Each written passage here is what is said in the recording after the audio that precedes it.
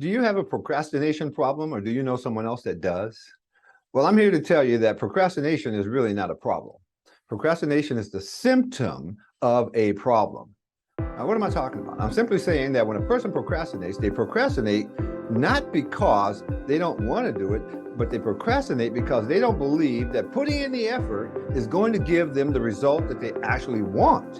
And if you're not going to get what you want, why even bother doing it? And so the key is this: you want to understand that a person that is procrastinating is actually doubtful. They're not a procrastinator, they're a doubter.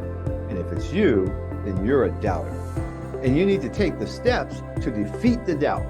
Now, we talk about these kinds of things on our Saturday Investor Mastermind sessions at the Note Investor University. So if you want to get this kind of valuable information and learn how to defeat the doubt and to do so many other things to make your life richer and fuller and better, join us on Saturdays for the Note Investor Mastermind sessions at the Note Investor University. Just go to noteinvestoruniversity.com and register to learn more.